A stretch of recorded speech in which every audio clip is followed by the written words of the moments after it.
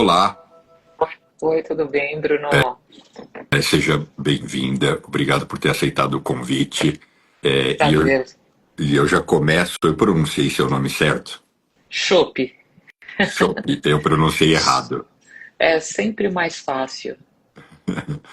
Então, maravilha. Seja muito bem-vinda. Obrigado por ter aceitado o Um convite. prazer. Você e o André já se conhecem? Não, não conheço. Não conheço o André ainda. Ah, ele está entrando aqui, ele também já. Olá, André. Muito boa tarde. Tudo bem, Bruno? Tudo bem, Ana? Tudo Oi, bom? André, como vai? Tudo Tudo bom? ótimo. Muito bem-vindo. Obrigado por ter aceitado o convite. Obrigado pelo convite, Bruno. Já começaria com essa. Estou vendo que você está de terno. Você está no banco? Você ainda está no Bank of America ou você já ou não mais? Não, quem é o ex-Bank of America, salvo Sou engano, é o Shop. eu Ah, mesma, eu mesma. eu troquei as bolas, então. É, com certeza. Ah, então tá. Bom, eu Eu, acho eu, que tô, eu seria. tô fantasiado de advogado, né, Bruno? Como sempre. Não E eu tem. tô disfarçada. Enquanto você tá fantasiada, eu tô disfarçada. Sabe que, antes da gente começar, né, de forma direta no assunto, é muito estranho quando você, no meu caso, né, um economista empresário que eu vou conversar com um advogado e se ele não tiver formalmente vestido, a primeira coisa que você fala, esse cara é bom, esse cara é sério, é natural, né, não tem jeito, a gente julga, né, é do instinto humano, né. Tem uma certa simbologia, né? Tem uma certa. é, é, é, as, as, as questões protocolares de cada profissão, né, Bruno? Acho que é inevitável isso. Verdade. Mas então vamos lá. Renata, eu acho que seria bacana a gente começar você explicando rapidamente sua história profissional e a sua vivência nesse assunto, né, de compliance que a gente vai explorar. Então vamos lá. Eu trabalhei entre Merrill Lynch e Bank of America, né? Acho que, para quem não sabe, a Merrill Lynch em 2008 foi comprado, acquired pelo Bank of America por problemas de compliance, né?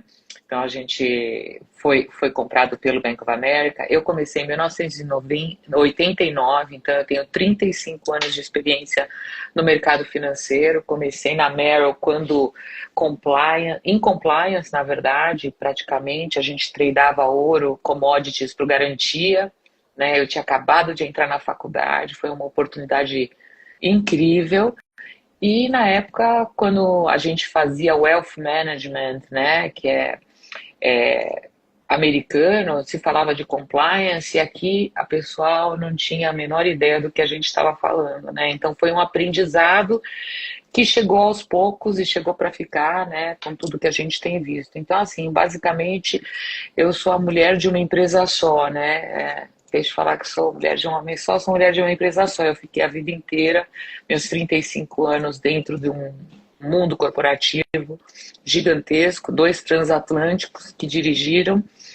E hoje, em agosto do ano passado, eu saí, acho que completou-se um ciclo na minha vida, e eu decidi abrir a minha consultoria de compliance, porque eu acho que a gente tem várias empresas no mercado que precisam desse auxílio e às vezes não tem condições e nem conhecimento para ter o staffing dele, né? Então, comecei meu negócio e também estou atuando como conselheira consultiva em algumas empresas. Então, esse é um pouco da minha bio para vocês. Sou formada em comunicação social, não sou advogada. Foram grandes acasos que eu me apaixonei. Então, isso é um pouquinho de mim. Bacana, obrigado. E você, André? Pois é, eu me aproveito do termo para dizer que eu sou um homem de uma profissão só também. Eu estou na advocacia há 15 anos, né? Durante todo esse tempo atuando exclusivamente na advocacia privada, né? No meu próprio negócio. E grande parte desse tempo concentrado na área do direito penal econômico, né? Direito penal empresarial barra econômico, onde a gente se dedica a essas discussões que são pertinentes à vida da empresa e à vida do corpo diretivo, sob um enfoque muito mais centrado, efetivamente, no direito penal. né? E dentre eles também é inevitável a conversa sobre o compliance, né? A conversa sobre uma atuação preventiva, metrificação, diagnóstico de riscos, aqui de natureza criminal, né? É algo que participa muito da nossa realidade profissional. Então, a minha bio é centrada na advocacia durante todo esse tempo, né? E majoritariamente na advocacia criminal para empresas e empresários. Renata, como você traduziria, para quem ainda não tem familiaridade, o que é compliance de uma forma simples? Olha, de uma forma simples, eu dividiria em dois momentos, né? A gente tem o risco de compliance, que é quando a gente tem um breach. A gente tem políticas, toda empresa tem políticas, regras, processos, né? Então, o risco de compliance é quando a gente não está em conformidade ou quando a gente não atende às políticas da empresa. Então, teoricamente, toda empresa, né, de um certo porte tem que ter um código de conduta, um código de ética, tem que ter mapeamento e processamento de riscos. Então, se os próprios funcionários, né, vamos começar por aí, que é o mais fácil, não cumprem, não estão em conformidade com as regras internas e as condutas da empresa, a gente tem um risco de compliance e dos seus controles internos. E o segundo risco de compliance que a gente tem é o risco regulatório.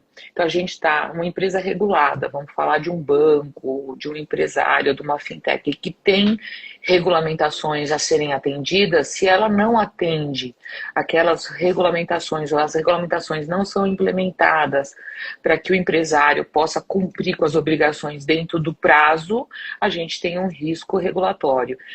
Não existe o compliance criminal, isso que a gente falou, né? Existe, aí o André até pode explicar melhor depois, assim, se a gente não cumpre com os riscos, né, com o compliance regulatório, a gente vai ter do regulador multas, e aí se a gente não cumpre com o compliance a ética, se a gente tem fraude, aí depois a gente até pode discutir os recentes escândalos que a gente teve aí no Itaú, nas Americanas, a gente tem o risco de fraude, né? Então, compliance é estar em conformidade, seja com as políticas internas da empresa, ou seja com as políticas que foram colocadas pelo nosso regulador, né? Pela CVM, dependendo se for uma empresa de seguros, cada um tem as suas regulamentações a seguir. Então, isso é um pouquinho de compliance. Eu espero que tenha sido um pouco claro para vocês aí. Eu acho que ficou ótimo. André, você só entra quando de fato se tornou um problema bem maior, né? Porque numa dinâmica do dia a dia, o compliance é a área que entra e diz, olha, isso está errado, ou isso não deve ser feito, ou essa pessoa, a conduta dela é conflituosa, então vamos adverti-la e as coisas devem ser interrompidas, ou vamos contemporizar. Você só entra quando esses gatilhos, esses mecanismos, ou chegaram tarde demais, ou não foram suficientes, né? Ou de fato, tem algo muito errado, né? Assim, nem sempre, né? Ou pelo menos o ideal seria que assim não fosse, né? No mais das vezes, efetivamente, quando o advogado criminalista entra em cena, é porque, no mais das vezes, a gente já tem uma crise jurídico-penal instaurada no âmbito da empresa, né? Aquele breach que a Renata falou, ele já evoluiu, né? Ele se transformou efetivamente numa crise que já está surtindo efeitos na esfera punitiva, vamos chamar assim, né? Assim, dando um passo para trás para avançar sobre o que você propõe, Bruno, eu concordo com a Renata no aspecto de que assim, a gente esse termo foi cunhado, né, compliance criminal, mas eu simplificaria um pouco mais, dizendo que compliance é uma coisa só. Compliance, sob o ponto de vista interno, é atender às políticas internas da empresa, como muito bem colocou ela, sob o ponto de vista externo, me parece que é a ideia de um atendimento normativo e regulatório, legal e regulatório, né? Normativo lato sensu e regulatórios de forma setorial. Então, uma empresa do segmento farmacêutico deverá atender uma série de diretivas ali da Anvisa, por exemplo. Uma empresa do segmento minerário deverá atender uma série de normativas da ANM e assim, mercado a mercado, né? Mas, sob o ponto de vista externo, quando a gente fala de conformidade normativa, né, se há de pensar o seguinte: cumprimento das normas trabalhistas, cumprimento das normas tributárias, cumprimento das normas, enfim, dos atos regulatórios, e pode parecer algo óbvio, né, dizer que é preciso cumprir as normas penais, ou seja, e a maioria delas são normas proibitivas, né? O direito penal funciona nessa mecânica proibitiva, ou seja, não faça isso sob pena de uma sanção. Mas em alguns determinados mercados, ou em algumas determinadas situações, você tem zonas cinzentas, especialmente em áreas mais sensíveis, na área da saúde, na área do segmento financeiro, em um segmento que está surgindo com muita força agora, que é o segmento de gaming e bets. Então, assim, qual é a ideia do compliance criminal? Se a gente pode efetivamente descer nessa subcategorização. A ideia é que nós não deixemos para que o advogado entre, e aí no caso especificamente do criminalista, né, para que entre quando a bomba já estourou. Porque aí é uma atuação repressiva. Né? Pense comigo, o corpo diretivo já está investigado no âmbito de um inquérito policial que eventualmente está apurando um crime ambiental, lavagem de dinheiro, fraude licitatória, coisa que o vale. Mas é muito salutar quando a gente consegue, participando da vida da empresa e do corpo diretivo, com antecedência, dizer, olha, esses caminhos cogitados não são os melhores. A mensuração de risco nos recomenda que nós não caminhemos por aí, que nós não caminhemos por ali, ou que a gente se atenha a esse tipo de práticas, de políticas, etc. Então existe uma faceta preventiva também, Bruno. O problema que se percebe é que não é ainda, pelo menos olhando para o empresariado brasileiro, né, ainda não é algo natural. Com certeza. Pensar com uma cabeça preventiva, né, Renata? Assim, olha, não, eu sempre digo, né? Jeitinho, né? Eu sempre digo que o brasileiro ele tem aquela mente que ele não é proativo, ele é reativo. Né? Ele vai agir a hora que ele tomar uma multa. Puxa, então vamos estabelecer. E aí depois eu entro um pouquinho, Bruno, se vocês quiserem ouvir, como que a gente se prepara para exatamente não chegar aonde o André está mencionando. Né? O que a empresa tem que fazer, independente do tamanho dela, porque se ela não tem, né, André, ela pode ter um terceirizado ali para ajudá-la a mapear. Então, sem te cortar, deixa você terminar o seu raciocínio e aí a gente depois pode falar do tema. Não, claro, faz total sentido. Assim, o que eu destaco, né, é que me parece haver uma certa... Eu compreendo a ideia de conformidade em algumas camadas, e não que umas sejam mais importantes que as outras, mas é que algumas trazem reflexos mais gravosos que os outros. Então, evidentemente, a gente começa com sanções administrativas, né? Ou seja, a inobservância das regras e políticas, enfim, de estar conforme os ditames, tanto de lei quanto de ato normativo, né, setorial, ela expõe a empresa e o corpo diretivo às sanções financeiras, evidentemente, às sanções administrativas, como embargos e etc., né, impedimento de funcionamento regular da atividade, mas ela pode chegar num determinado nível que compromete mais do que a pessoa jurídica, mais do que a empresa compreendida como um organismo independente, ela passa a comprometer de forma imediata e muito gravosa as pessoas físicas que integram o corpo diretivo. Porque essa é a mecânica de funcionamento, sem a gente entrar em questões muito técnico-jurídicas aqui, mas a mecânica de funcionamento do sistema do direito penal brasileiro é pensada para a pessoa física e não para a pessoa jurídica. Pessoa jurídica Exato. Não responde a crime, né? Não comete crime, salvo exceção que fica por conta dos crimes ambientais. Mas a responsabilidade criminal, ela, no mais das vezes, recairá sobre a pessoa física dos gestores. Exato. Então, essa é a preocupação que muitas vezes se tem, né? Porque, ok, precisamos preservar a empresa como um organismo vivo, produtivo, etc., mas não raro a gente vê problemas graves no sentido de sócios, né? Ou enfim, acionistas majoritários, integrantes do grupo de controle, né? Ocupantes de cargos, de cargos executivos ou de conselheiros, enfim, sofrendo restrições de liberdade, de patrimônio e de reputação, em decorrência do não atendimento de políticas, às vezes as mais elementares, né, Renata, de compliance, no âmbito da empresa. Sem dúvida. E depois você não consegue desfazer isso, né? O grande problema é esse. E até às vezes, na minha experiência pessoal, só para dividir, o nosso modelo de sistema jurídico no Brasil, que um diretor estatutário de uma empresa tem as responsabilidades pessoais, nos Estados Unidos não é assim. Né? Eles não têm. Então, para eles entenderem as nossas preocupações aqui, olha, então você vai me colocar, eu tenho que ter um programa de compliance excelente. Eu acho que também vale mencionar que os nossos... E aí a gente está falando assim, a gente já faz uma análise dos últimos escândalos que a gente leu no jornal, né? A gente não está falando de empresas reguladas. Quando a gente fala de por exemplo, Americanas, não é regulada, não está no mercado regulado, né? Então, assim, isso está saindo do escopo. Todo mundo fala assim, eu não sou banco, eu não tenho que me preocupar com compliance.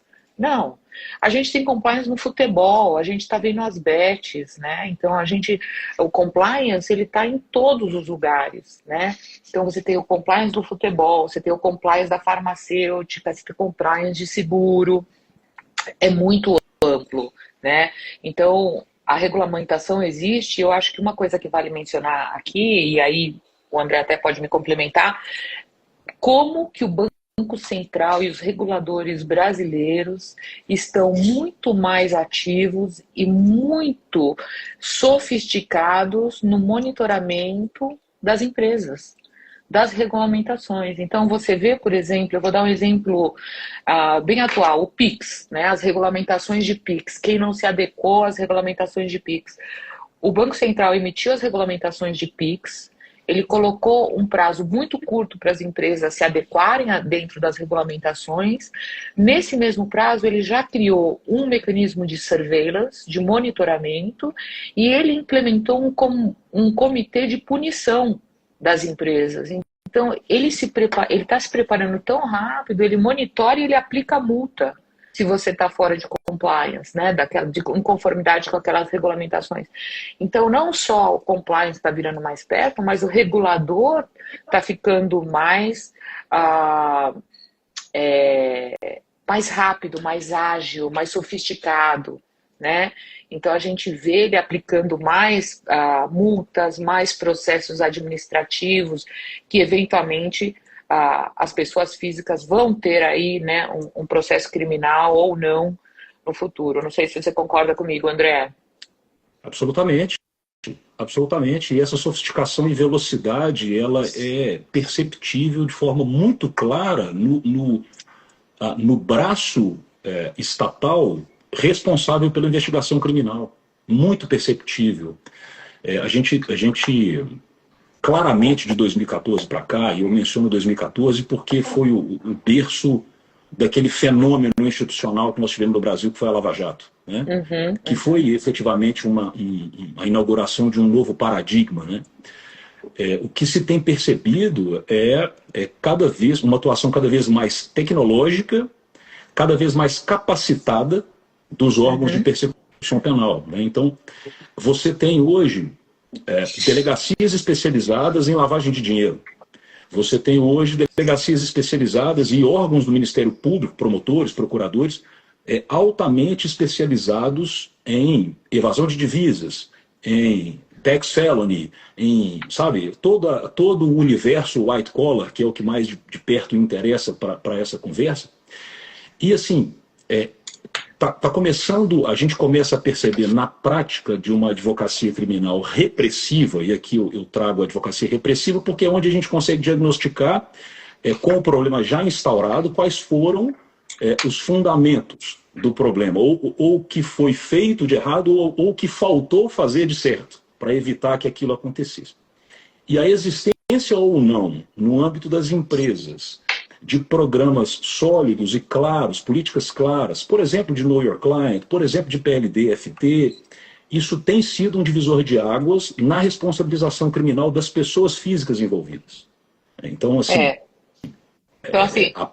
apenas a título de exemplo prático, né? Nós temos, evidentemente, sem citar nomes, mas nós vivenciamos uma situação por exemplo, de uma empresa do segmento cripto, cujo sócio foi investigado numa operação da Polícia Federal, a maior sobre a matéria, e o delegado federal, a autoridade responsável pelo inquérito, textualmente, no seu relatório ali de indiciamento, diz, olha, as empresas não têm nenhuma política clara, ou ao menos, quando provocadas, não se apresentou nenhum tipo de mapeamento de risco, nenhum tipo de controle sobre os seus clientes, ou seja, não tem um know your client, não tem um código de ética e conduta, ou seja, ainda é muito incipiente essa cultura, né, de ter clareza sobre o que é necessário fazer para evitar que esse tipo de questão aconteça no futuro. Posso entrar no seu gancho? E aí, por favor. E aí sei que o Bruno vai perguntar o que as empresas devem fazer, né, Bruno? Apesar de o André aí já ter corrido um pouco. Então, assim, eu acho que a primeira coisa, sem dúvida nenhuma, a gente vai falar sobre estabelecer um programa, porque o regulador a primeira coisa que ele pede é o seu programa de compliance, na hora que ele entra, né? Porque eu acho que assim, não existe nenhum risco que a gente não consiga cobrir 100%. Eu acho que isso a gente tem que ter na nossa cabeça, mas a gente tem que ter a possibilidade de mostrar ao regulador que a gente está fazendo o nosso melhor ali para cobrir tudo isso. Mas assim, acho que eu falo que a gente tem seis maneiras de implementar um programa de compliance. E a mais importante de todas elas, na minha opinião, é o engajamento da liderança. Eu acho que se a liderança não está querendo ou não entende a importância de ter um programa de compliance, você pode fazer um staff maravilhoso de compliance ali que seus colaboradores não vão estar nem aí para a hora do Brasil, né? Então, assim, a primeira é o engajamento da liderança. A segunda, sem dúvida, acho que toda empresa tem que ter o seu código de conduta, o seu código de ética, porque a gente trabalha no assumption, né? Eu assumo que todo mundo sabe, eu entendo que ele sabe o que ele pode, o que ele não pode fazer, mas dando um exemplo ali, a gente tem conflitos de interesse. Então, eu sou sócio da empresa do meu pai, né? Mas eu estou trabalhando no mercado financeiro, eu preciso falar que eu posso continuar exercendo essa sociedade, existe algum conflito de interesses, né? Então, assim, se a gente não tem isso, os códigos de conduta e de ética da empresa, a gente não consegue passar isso para os nossos colaboradores, né? E aí a gente entra lá no levantamento e planejamento, onde você olha para a empresa e faz o mapeamento de risco, a estratégia, desenvolvimento da equipe de compliance, né? Eu acho que não existe crescimento orgânico para uma empresa, né, saudável sem políticas, né? Sem políticas, sem treinamento. E compliance, você não fala uma vez e resolve. É uma cultura que você tem que implementar na empresa.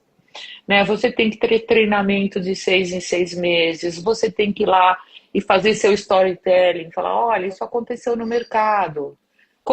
Como que isso implica a gente? A gente tem essa falha aqui dentro da nossa empresa, existe todo um arcabouço de estratégias, de desenvolvimento, que a gente pode usar para colocar. E aí, eu acredito que sem a liderança entender a importância, e aí a gente vai falar sobre o reativo, né, e o proativo, que eles têm que ser proativos na hora de estabelecer tudo isso, a gente vai continuar recebendo multas e tendo riscos, né, aí nas empresas. Né? O risco da Americanas de fraude, quais são os controles, ela tem que ter ali para mostrar para o regulador que ela tinha o feito conferido, para ser mais básico, aquela pessoa que olha, aquela pessoa que confere, o que ela fez a respeito disso? O regulador vai olhar para tudo, né?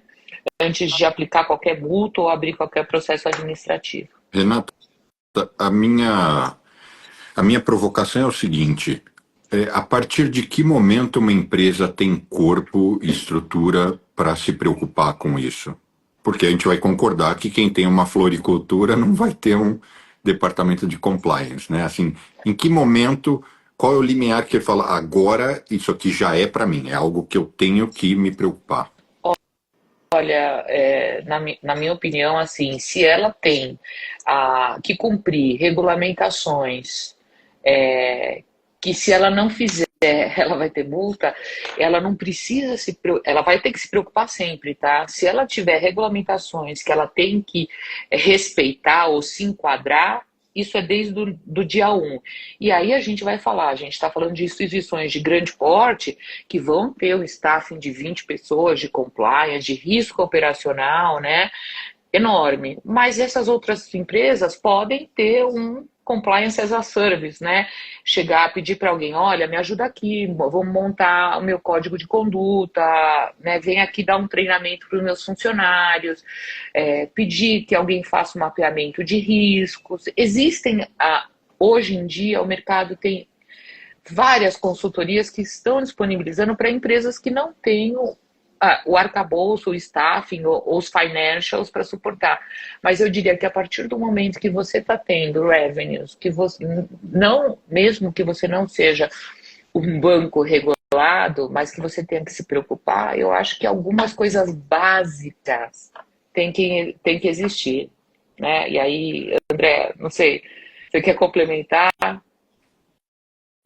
Porque talvez você tenha mais experiência com empresas de menor porte, né? Eu vim de empresas gigantes. Mas eu acho que até empresas familiares estão sujeitas a tudo isso. Eu penso que todas as empresas precisam se preocupar com isso. Eu acho que indistintamente todas as empresas. Eu acho que o que muda é a musculatura do investimento financeiro, de recursos humanos e, enfim, e de estrutura em prol disso, né? Como o Bruno bem colocou, assim, uma floricultura não terá, porque não tem capacidade e não tem demanda para isso, né? Não terá um programa de compliance com a mesma musculatura de um grande banco de varejo. Não faz o menor sentido. Mas se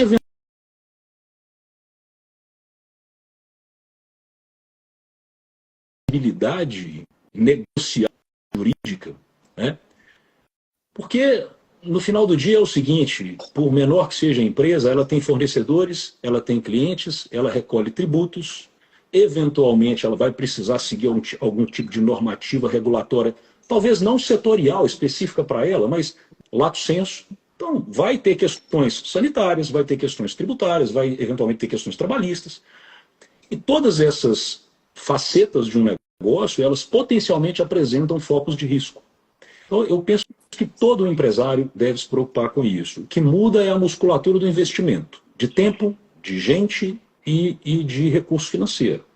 Agora, para alguns determinados segmentos, né, me parece que o risco é muito mais sensível.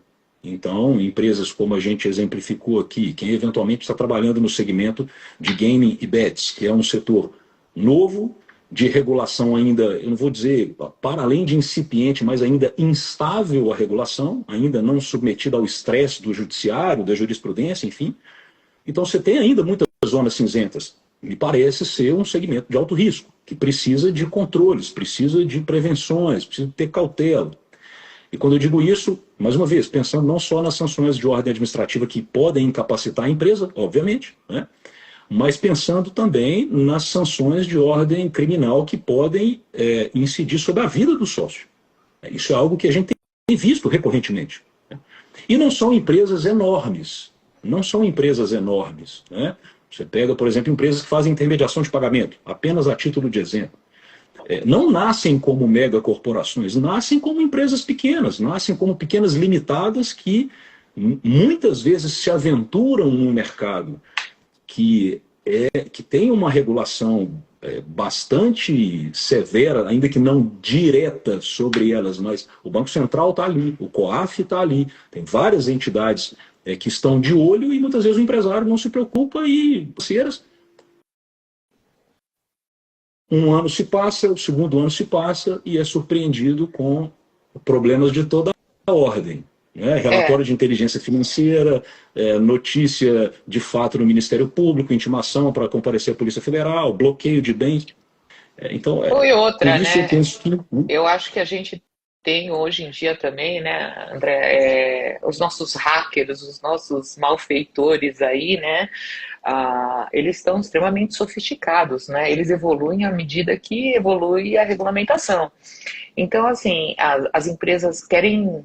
Aí a gente tem a força de vendas querendo trazer cliente desesperadoramente, mas se eu não tenho o Know Your Customer, né, o Know Your Client, para saber quem eu estou trazendo para dentro da empresa, alguém que olha para isso com atenção, porque não adianta você colocar tudo para dentro, né? Ou eu vou pôr um vendor que eu nem sei quem é, como fala vendor em português, me desculpa, um terceirizado que vai prestar serviço para você, né?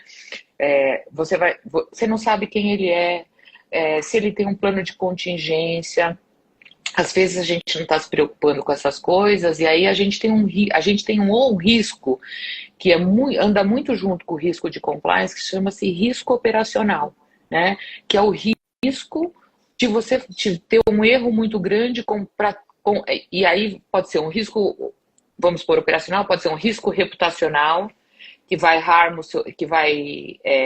seu business, né? Que vai prejudicar o seu business, porque você vai sair nas mídias, vai perder confiança dos seus investidores, dos seus clientes. Pode ser um erro grande, pode ser de lavagem de dinheiro. Então, assim, o risco operacional é um risco extremamente que a gente tem que se preocupar, porque qualquer coisa de erros na empresa, principalmente para um pequeno investidor ou uma empresa de não tão grande porte, se ela não tiver redonda, o primeiro erro, o primeiro problema que ela tiver, pode desbalancear aquela empresa e aqueles empresários, né? Então, assim, know your client é fundamental. Know your vendor, né? Conheça a quem você está contratando, os seus prestadores de serviço. O risco reputacional é uma coisa que toda empresa, independente do tamanho, né? Você viu, a gente teve recentemente o caso da Colgate, né? Então, poxa, teve uma pasta que está sendo feito recall porque teve um problema, colocaram um negócio. Então, todos esses tipos de risco, apesar de não estarem ligados diretamente ao criminal, à compliance, eles fazem parte do mapeamento de risco e de colocar estratégia, governança seja da empresa grande, seja da empresa de menor porte, onde ela vai olhar para todos esses mapeamentos, desses processos, desses riscos, para tomar uma decisão.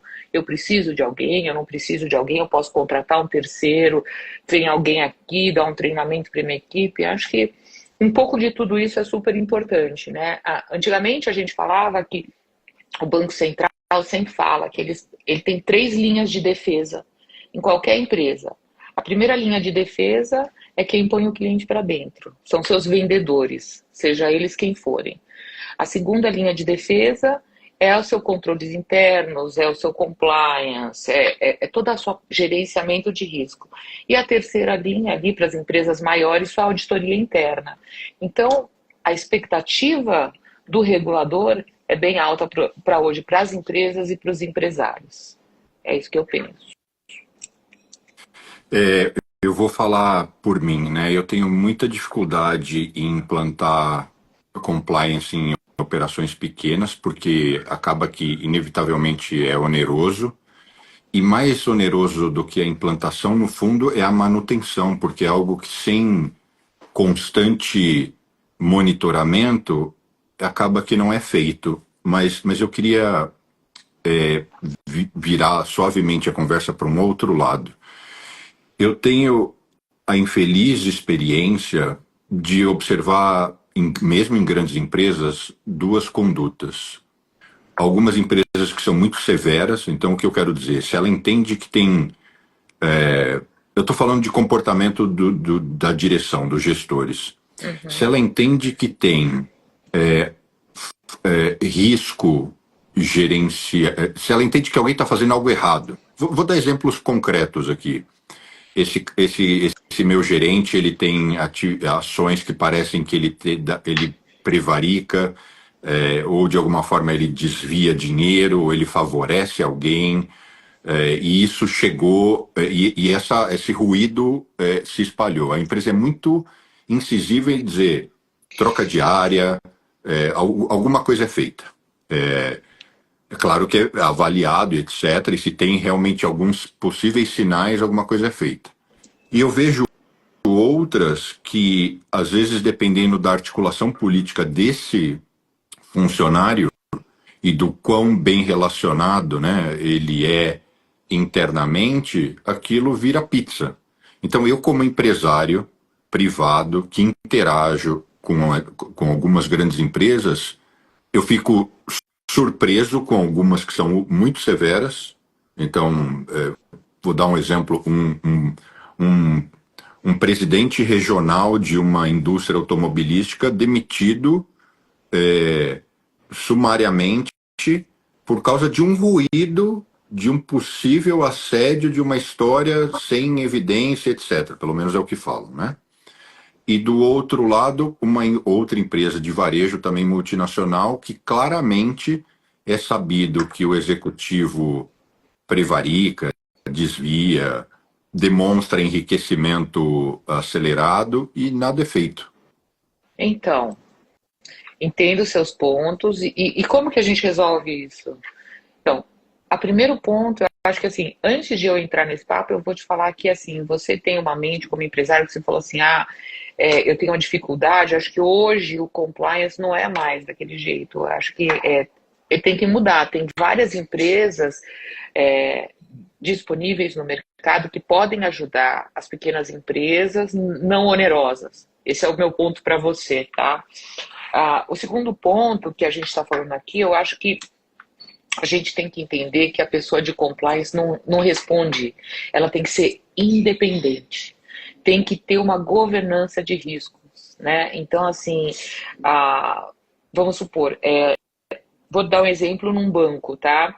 O banco tem uma área de compliance que não responde para o CEO local, para o executivo local. Ela responde lá para fora. A gente está falando de uma empresa grande. Aqui, como seria? A empresa não responderia, ela responderia diretamente para o executivo, a pessoa de compliance, porque ela tem que ter uma independência, né? E aí, eu acho que você vai ter sempre aquelas pessoas que não querem olhar, aquelas pessoas que querem olhar. As pessoas que querem olhar vão conseguir fazer aquilo de maneira que elas se profissionalizam e etc. E vai ser melhor porque o reputacional entre os funcionários internos da empresa vai ser melhor. Né? Então a gente pega aí o caso da Rede Globo, tudo bem, que é o caso do Bocardi, né? Que foi dispensado, que a gente não sabe, mas que diz que foi um conflito de interesses, que ele tinha outras empresas que tinham alguma relação com o trabalho que ele fazia. Então, assim, quando você traz um funcionário para a empresa, tem empresas que não cobram quase nada para fazer o onboarding nos seus funcionários, para entender quem são eles, o que eles têm, né? Então, assim, você tem que se prevenir como empresário. Você não pode colocar qualquer um lá dentro, né? Independente do teu tamanho. Eu acho que vocês comparam compliance generalizado como compliance de uma grande empresa, e não é verdade isso. Tem todos os tipos. Né? Hoje já se criou um leque muito maior do que antigamente. Não sei, André. Eu concordo absolutamente e acho que é um instinto. Temos duas condutas aqui no exemplo do Bruno. Né? Eu acho que a empresa que tem uma conduta mais rigorosa pode até ponderar sobre o excesso de rigor. Né? Mas a gente sabe que no mercado também, a depender da crise enfrentada, não existe uma segunda chance. Né? Você não consegue voltar ao status quo. Uma vez que a crise se instaura, vem a público, você experimenta um dano reputacional, eventualmente a empresa experimenta um dano financeiro também. Mas principalmente o dano reputacional, ainda que se corrija o problema, é difícil voltar ao que era antes. Então eu acho compreensível um comportamento mais rigoroso nesse aspecto. A mensagem que a empresa transmite com esse comportamento nós não queremos sequer correr o risco. Pode até ser que não tenha acontecido isso, mas nós não estamos dispostos a correr esse risco. Ah, mas isso pode impactar em, eventualmente, uma demanda futura trabalhista, isso vai impactar, vai precisar provisionar eventual perda com a saída desse executivo, ele vai buscar ali o que eventualmente ele entende que tenha direito pelo seu contrato, etc. Tudo bem. Nós, como empresa, aceitamos esse risco, mas não aceitamos o risco, o potencial risco, especialmente reputacional, que a permanência dele pode nos causar, que pode ser infinitamente superior ao risco financeiro do desligamento daquele executivo. Né? Então, eu acho que tem sim também uma ponderação de risco. Eu acho que precisaria ou não ser tão rigoroso. Essa é uma ponderação que cabe efetivamente ao corpo diretivo e ao profissional responsável pelo compliance, que, como a Renata bem falou, ele precisa ter independência no plano de governança da empresa, senão também não existe compliance. Você tem um compliance officer que está amarrado aos sabores ali do corpo diretivo, isso é para inglês ver, não, isso não é compliance. Né? Agora, por outro lado, também comparando as duas condutas, né, eu acho que a gente se reconduz para uma ideia que me parece muito pertinente nessa conversa, nesse universo sobre conformidade, compliance, etc. Que é, o compliance só funciona efetivamente, ele só cumpre a sua missão quando ele é implementado no nível cultural da empresa. Ele precisa estar arraigado no nível cultural da empresa. Senão, efetivamente, é para inglês ver. Todos os documentos estão lá, as planilhas, os mapas de risco, mas aí você tem um monte de PDF esquecido dentro do servidor da empresa num departamento qualquer. Especialmente as empresas de menor porte. Mas de maior porte você tem equipes dedicadas ao compliance, então tende a ter mais organicidade. Mas o compliance não se confunde com os documentos próprios a um programa de compliance. Compliance é internalização na cultura da empresa, e isso é top-down. Não tem jeito, se não houver engajamento do corpo diretivo, o funcionário não respeita, como nesse caso que o Bruno exemplificou. Sabidamente, o executivo tem práticas, não vou dizer nem duvidosas, práticas erradas, práticas talvez até que flertem com o crime, né? De favorecimento, de corrupções, etc. e tal. Não tem como você aculturar o corpo não gestor, né? A massa de colaboradores. É aquela velha história do faço o que eu digo, não faço o que eu faço. E aí isso não cola, né, no âmbito da empresa. O exemplo tem que ser top-down. Exato. Então, para mim, é uma questão de cultura. Não, é exatamente isso que eu falei. O primeiro ponto para estabelecer o programa de compliance é o engajamento do senior leader, né, da liderança da empresa. Se a gente não tiver isso, a gente não chega em nenhum lugar. E eu acho que a cultura ela não se desenvolve só falando, dando treinamento online. A cultura se faz mostrando, né? Então, assim, eu vou te dar um exemplo. Dentro do Bank of America, por todo ano eu fazia um treinamento para 1.500 pessoas no Brasil, mais 1.000 no México, porque assim, você tem que falar. E todo ano as perguntas vinham iguais, porque você tem que lembrar as pessoas das obrigações dela, porque esquecem. Né? Quais são as suas obrigações enquanto funcionário? Poxa, eu não sabia que eu não podia fazer isso. Pô, acho que falar eu não sabia is not acceptable, não é mais aceitável hoje em dia.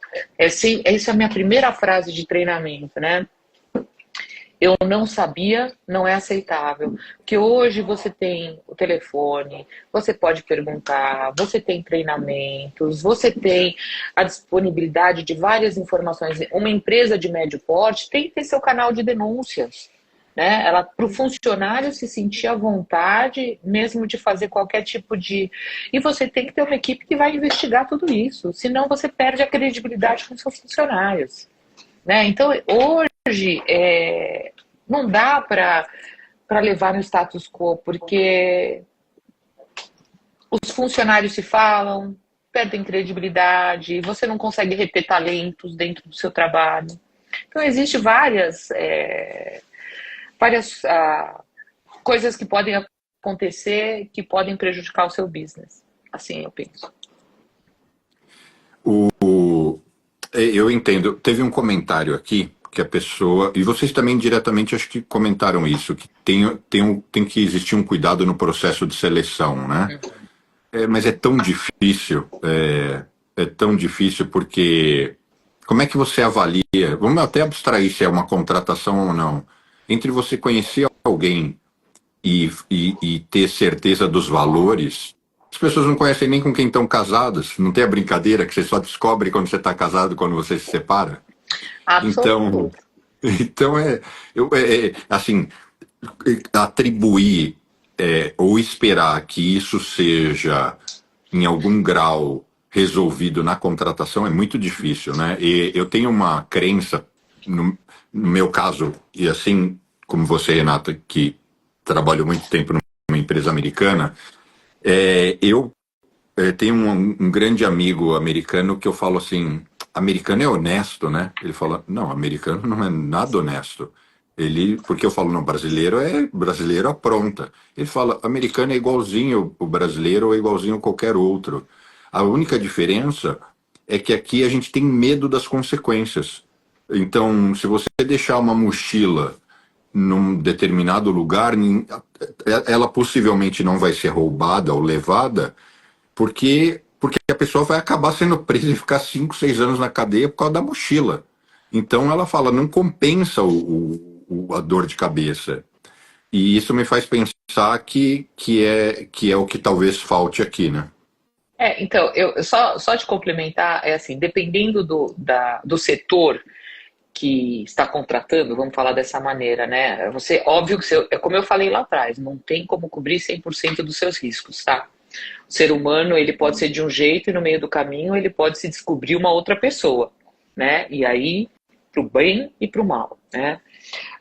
Mas existe hoje várias empresas no mercado, principalmente setor financeiro, grandes empresas, que elas cobram, você vai pôr um funcionário dentro, você tem que know your employee, né? Que elas já fazem esse know your employee, né? Que você faz uma checagem, um background check, vamos falar assim.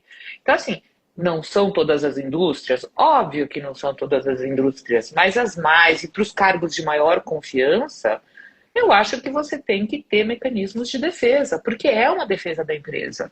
Mas o que né? você vai descobrir nesse processo? Se a pessoa tem condenações? Se a pessoa tem problemas financeiros em bancos, né? Então, são motivações, né? Eu já vi casos de... Por exemplo, eu vou te dar um caso que aconteceu, eu falo que a gente só aprende quando a gente vê os casos, né? Eu tive um caso, uma situação, uma vez, que uma pessoa ia casar e ela precisava de dinheiro. Ela foi íntegra a vida inteira, mas ela precisava do dinheiro para fazer a festa. E aí, ela começou a fazer coisas que ela nunca fez ao longo dos anos. Então, assim, não existe o certo ou o errado.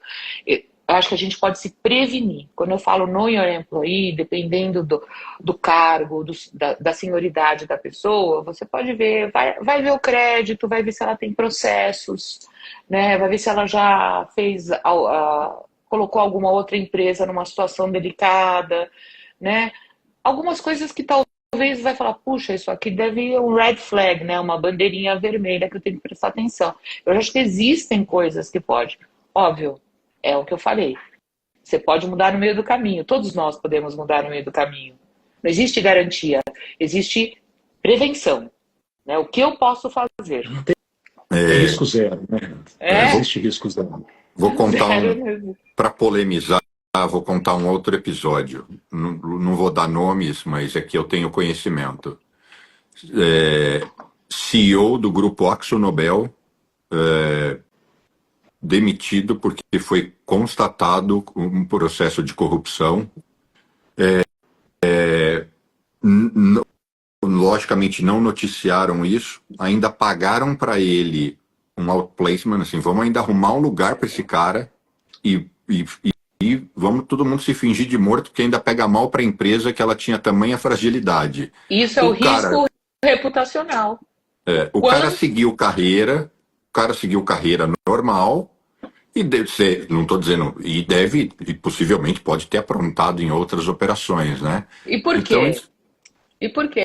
Essa é a minha provocação para você. Por que você acha que a empresa fez isso, Bruno? Porque o risco reputacional que ela poderia... Porque o risco reputacional e a perda de confiança dos seus clientes era maior do que dar um cala-boca para essa pessoa, e tudo bem. Então, assim, a gente tem que agir aí, é o que eu estou falando para você, aí a empresa é reativa. Mas o que eu ela quero... teve o problema e ela reagiu. O que eu quero mostrar só é que esse profissional seguiu carreira e é quase irrastreável esse episódio. Quase, ou é absolutamente, não tem como se rastrear. Então, e ele na perspectiva, casado, tudo certo, não tem apontamento no Serasa, ou sei lá, como é que chama, SCPC, tá tudo em ordem, não tem processos criminais, mas é um tranqueira.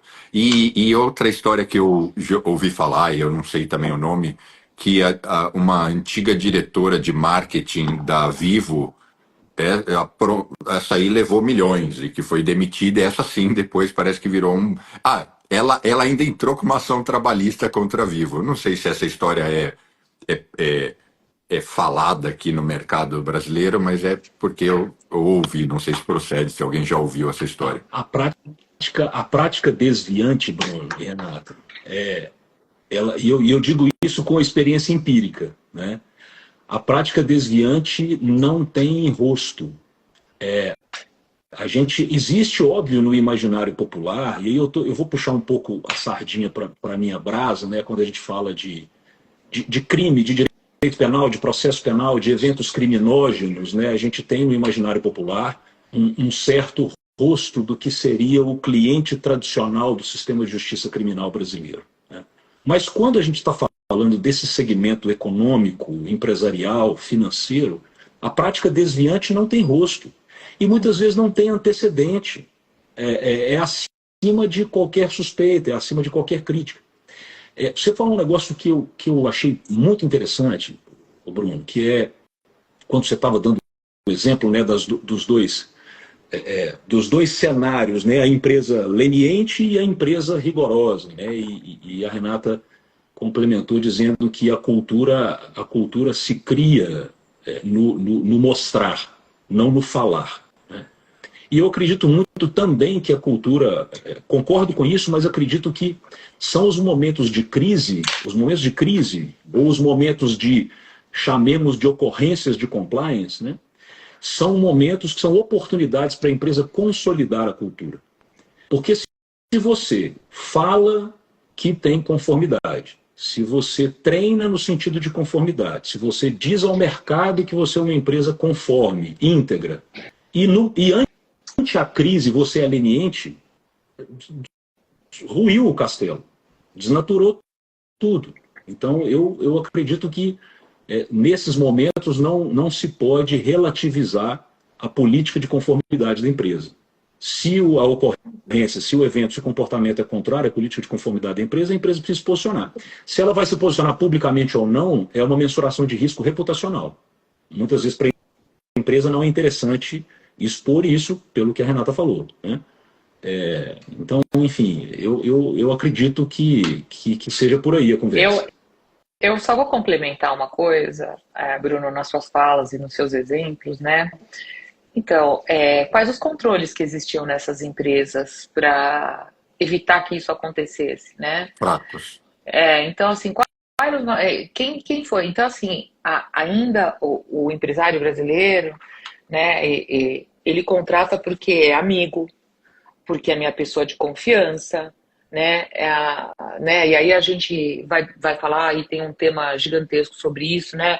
É o clube do charuto, tá todo mundo junto, sai para jantar, sai não sei o quê. Então, assim, você usa de artifícios de conhecimento para manter essas pessoas. Então, como já são todos conhecidos e amigos, eu não preciso ter essa cultura de risco, de governança, porque é tudo meu buddy, né? Então, assim, tudo gente boa. E cadê o mapeamento de risco? Cadê o feito conferido? Cadê aquela pessoa que checa aquele relatório para ver se tem uma discrepância? Né? Cadê o mapeamento de high riscos da empresa, por onde o dinheiro pode permear? Então, assim, tem oportunidades que a gente pode usar olhando para todos os tipos de empresa, né? O staffing matters, a gente pode ter cuidado, pode ter, eu não quero onerar aquela empresa, mas tem controles. A gente, como o André falou, zero risco jamais teremos, porque quem quer faz, né? Então, acho que esse é o ponto. Mas, assim, a gente, antes de fazer uma análise, uma crítica a uma empresa, a gente tem que saber quais os controles que ela tinha para detectar tudo isso. Às vezes não tinha nada, nenhum controle, né? Se tinha, né, Renata? Então, exato. Às vezes não tinha nada. Então... Bom, eu pessoalmente adoro o tema porque, na essência dessa história toda, é uma coisa bacana, né? Porque o compliance nada mais é do que faça o que tem que ser feito e faça o certo, o correto. E o correto daquela empresa tá definido. Então, na essência, é uma coisa muito bacana. Eu torço para que ganhe mais alcance, para que as empresas Olha, que são grandes e podem pagar sejam cada vez mais eficientes e que as menores também, aos poucos, consigam posso, acessar essa solução. posso só colocar um comentário antes da Claro? gente encerrar? Para assim, você tem seguro de saúde para você, pessoa física? Tem, E a sua tem. empresa tem seguro de saúde? Seguro de saúde da sua empresa sendo-se compliance. Umas podem pagar omite, outras podem pagar prevente. Não importa, mas você tem que ter um seguro. É só esse o ponto. Eu gosto sempre de falar, porque a gente só aprende quando a gente precisa ir para o hospital. É verdade. E só para ratificar, pelo que eu entendi, não, acho que está implícito ou em algum grau explícito que vocês dois atuam nesse auxílio preventivo, né? Ou seja, lógico, você, Renata, está explícito, mas no seu caso, André, as pessoas não precisam te procurar só quando explodiu, né? Seria o desejável, né? Sim, de fato, são duas facetas de atuação, preventiva e repressiva. Na prática, e eu acho que isso se deve muito à cultura do empresariado brasileiro, na prática, majoritariamente repressiva, porque a gente ainda vive aquela ideia sabe, não tem problema eu fazer uma transação financeira do meu primo na conta da empresa, não tem problema eu emitir uma nota fiscal para um parceiro de negócio, e no não tem problema, uma hora o problema acontece. E aí a gente, né, no mais das vezes, é convidado a atuar quando o problema já está instalado. Mas sim, há um campo de trabalho muito profícuo de atuação preventiva, né, e num diálogo muito próximo com pessoas e empresas que fazem essa atuação que a Renata faz, né, nós, no nosso caso, com um enfoque muito mais centrado, né, com olhos de advogado criminalista, né? Que é apenas uma fatia dessa pizza do compliance, né? Não tem esses furos de independência. Mas o desejável seria que a gente conseguisse ajudar o empresário a evitar que a crise se instalasse, né? Mas ainda não é, nós ainda estamos tentando a transição da cultura de fazer o que dá certo, que isso o brasileiro sabe fazer muito bem, para a cultura do fazer o que é certo e buscar o lifetime value nisso, né? Maravilha. Eu quero agradecer muito vocês terem doado aqui o tempo e acho que foi um papo rico e queria passar para vocês, primeiro você, Renata, fazer suas considerações finais e mais uma vez, muitíssimo obrigado. Imagina, foi um prazer. Eu acho que assim é um tema que é minha paixão, é minha vida, né? E é um tema que tem muito para crescer aqui dentro desse país, né? Quando as pessoas conseguirem olhar para ele com uma visão. E eu acho que assim o ponto para as empresas compliance não está ali para prevent of doing business, que a gente fala, né? De deixar com que a empresa faça negócios, mas sim de proteger a empresa para que ela não tenha problema nos negócios. É diferente, né? Quando o empresariado mudar o foco, né, para enxergar da maneira correta, eu acho que a gente vai ter muito menos problema. Então, eu agradeço todo mundo, eu estou à disposição, óbvio. E aí o Bruno pode dividir meus contatos, mas foi um prazer estar aqui com vocês. Foi um prazer conhecer o André também. Prazer mesmo. Nós é que agradecemos. E você, André, suas considerações? Maravilha. Eu igualmente agradeço a gentileza do convite, Bruno. Satisfação imensa participar dessa conversa e também conhecê-la, Renata. Prazer imenso ter essa oportunidade de conversar sobre esse tema contigo, que também nos é muito caro aqui. E acho que essa é a ideia, é nós tentarmos essa mudança, essa evolução cultural no sentido de que é muito bom, né, pensando, calçando os sapatos das empresas e do empresariado, é muito bom ganhar e ganhar muito, mas melhor do que isso é ganhar sempre. Né? Então, eu sempre convido a essa reflexão. Olha, fazer negócios de qualquer jeito, a qualquer custo, ainda que primando pela velocidade, pela volumetria de negócios, pode implicar em parar de fazer negócios muito em breve. Então, eu acho que as empresas que mais crescem, as empresas mais saudáveis, as empresas mais atraentes para investimentos, enfim, para todos os stakeholders, são aquelas que estão sempre fazendo negócios. E para sempre estar fazendo negócio, precisa ter segurança, precisa ter caminhos bem pavimentados, ter clareza no que está fazendo, né? E não fazer assodadamente de qualquer jeito. Então fica essa palavra final no sentido de incentivar o empresariado a enxergar o compliance não como alguém que diz não, mas como alguém que diz, olha, façamos, mas façamos de um jeito saudável, do jeito certo, do jeito que não vai te dar dor de cabeça amanhã. Muitíssimo obrigado, André, Renata, todo mundo que assistiu e que ainda irá assistir, e espero que a gente, esse tenha sido um primeiro papo e que a gente se reencontre, e ambos estão convidados quando estiverem em Nova York passar para a gente gravar um podcast ao vivo. Vai ser um prazer. Vai ser um prazer imenso. Prazer. Então, obrigado, Bruno. Obrigado, Renato. Sucesso, tudo de bom. Obrigado. Tchau, gente. Tchau, tchau. Tchau, tchau.